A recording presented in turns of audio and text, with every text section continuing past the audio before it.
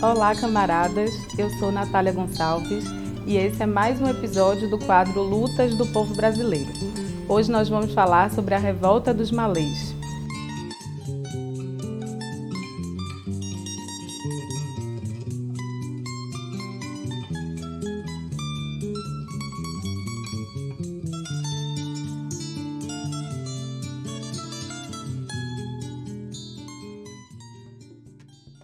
Em 1835, a cidade de Salvador, centro político e militar da província da Bahia, é palco do mais importante levante negro contra o escravismo.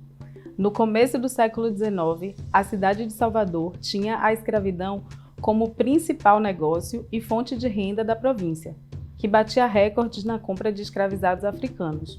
Enquanto base econômica daquela sociedade, a escravidão era determinante nas relações sociais.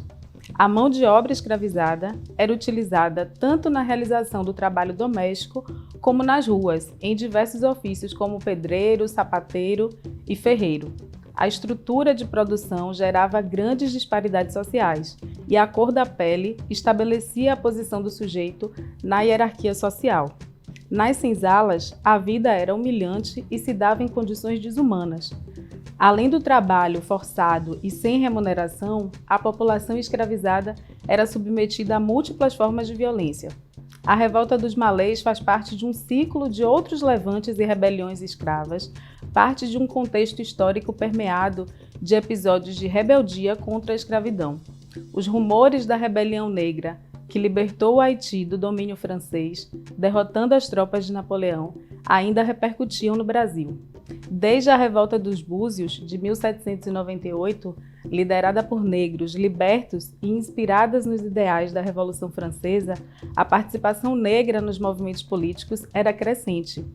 Numa Bahia marcada por disputas e conflitos políticos, as contradições entre as classes escravizadas e seus senhores atingiram um ponto crítico e se torna evidente a resistência contra a exploração e a opressão de classe.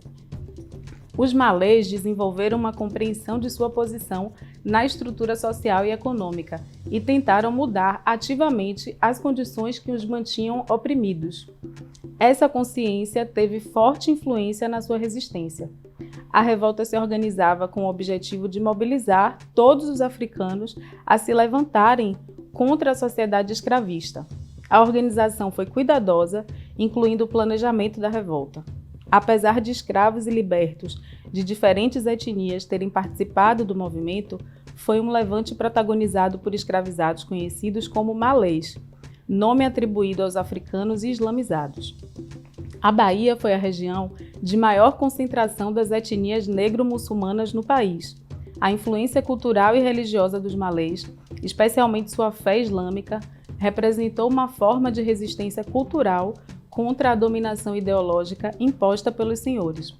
A busca por preservar suas tradições religiosas e culturais influenciou fortemente o movimento e demonstrou a capacidade de preservar sua identidade em meio à opressão. Os líderes malês elaboraram um plano para tomar a cidade e libertar os escravizados e criaram uma rede formada em sua maioria pelos chamados negros de ganho, escravos que percorriam a cidade trabalhando para os seus próprios senhores ou contratados por terceiros para serviços esporádicos. A escravidão urbana possibilitava certa independência, o que facilitou a organização do movimento de 1835. Muitos dos malês eram letrados, sabiam ler e escrever, inclusive em árabe, e por isso eram utilizados pelos seus senhores em atividades mais específicas nas cidades, portanto trabalhavam como escravos de ganho. Muitos desses negros de ganho moravam em associações com outros escravos e libertos, os chamados cantos de trabalho, que reuniam diversos grupos étnicos e religiosos. Nessas associações começaram as ideias do levante. Os malês se encontravam secretamente para discutir estratégias de resistência e liberdade. Vários grupos de escravos se reuniam em diversos pontos da cidade de Salvador. Entre seus dirigentes estavam negros de diversas nações africanas, diferentes entre si, mas unidos na luta pela conquista da liberdade e o fim do cativeiro.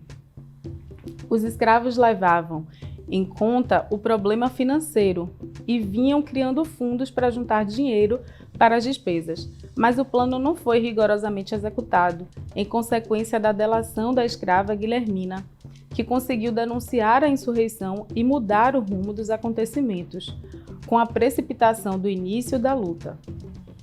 A notícia do levante e sua data chegaram ao conhecimento do juiz de paz do distrito e ao presidente da província, que tomou imediatamente todas as medidas repressoras.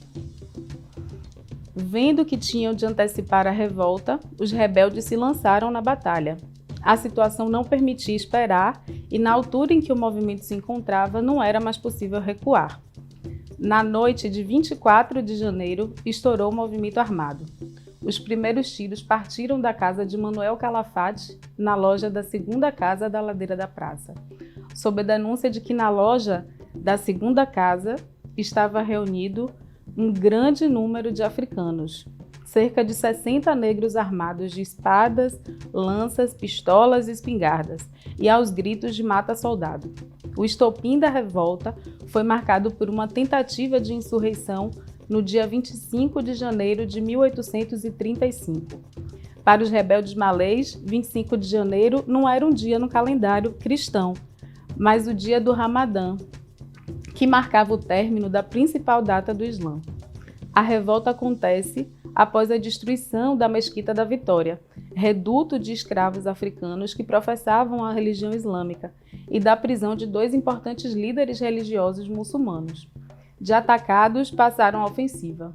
O grupo de escravos marchou para o Largo do Teatro, onde travou combates com a polícia, derrotando-a mais uma vez. Com essa vitória, abriram caminho até o Forte de São Pedro. Os escravos vindo do Largo do Teatro tentaram estabelecer junção com a coluna que vinha da Vitória, conseguindo unir-se ao grupo do Convento das Mercês. Em seguida, abriram caminho para a Moraria, tendo embate com a polícia. Desceram para a Baixa dos Sapateiros, seguindo pelos coqueiros, saíram em Água de Meninos, na Cidade Baixa, onde travarão um combate definitivo com a polícia, de grandes proporções.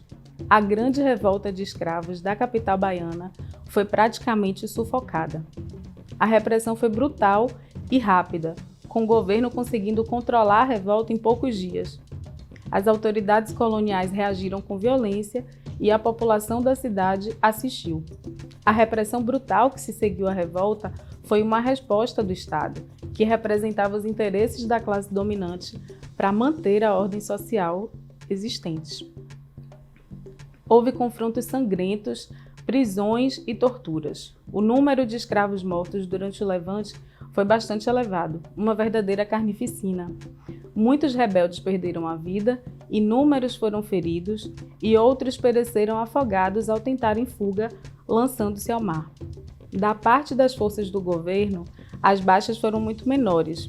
A superioridade das armas lhes dava melhores condições de ataque e de defesa.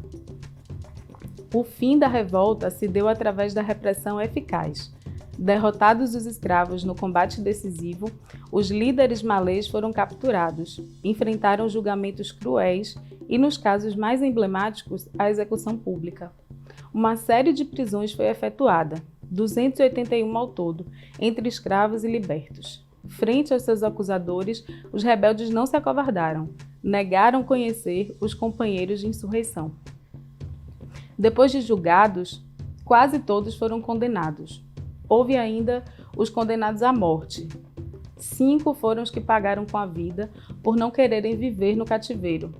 Foram eles os libertos Jorge da Cunha Barbosa e José Francisco Gonçalves e os escravos Gonçalo, Joaquim e Pedro.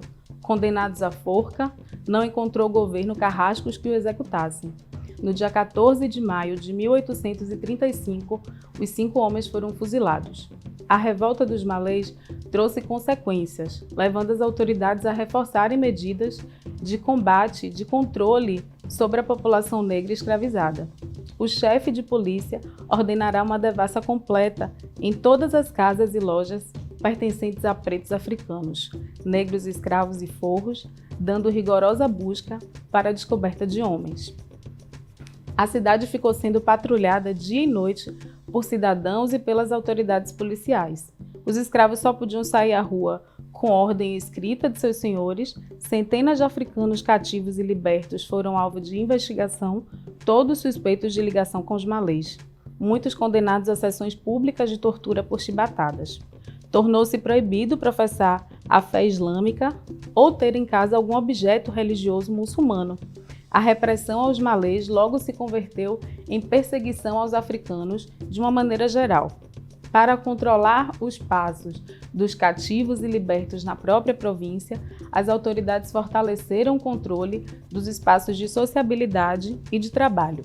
Estabeleceram a obrigatoriedade do passe, um documento assinado pelo senhor que autorizava os escravizados a circularem após as 8 da noite, na busca por atingir os núcleos de organização dos trabalhadores de ganho. A reação do Estado após a revolta, incluindo as medidas mais rígidas de controle, revelava a necessidade das autoridades de dar uma resposta à altura à rebeldia contra o sistema escravista. O reforço aos mecanismos de repressão pode ser visto como uma tentativa de evitar futuras ameaças à ordem estabelecida. A revolta de 1835 foi a última grande revolta de escravos da capital baiana e a que obteve maior ressonância histórica, com impactos nas relações de classe e no sistema econômico. Além das consequências econômicas, o conflito teve reflexos sociais e ideológicos. A memória da luta dos malês por liberdade se tornou um símbolo da resistência contra a escravidão e as condições opressivas enfrentadas pelos africanos e seus descendentes no Brasil colonial. Um movimento radical, nascido das entranhas de uma sociedade excludente e racista, onde a presença africana era ao mesmo tempo desprezada e temida. A revolta teve um impacto significativo na sociedade baiana e brasileira e deixa um legado que inspira as lutas pela liberdade. Apesar de ter sido derrotada pelas autoridades coloniais, a revolta dos malês deixa a memória da resistência cultural e religiosa dos africanos trazidos como escravos para o Brasil, além de evidenciar a importância da luta coletiva para alcançar mudanças sociais e políticas.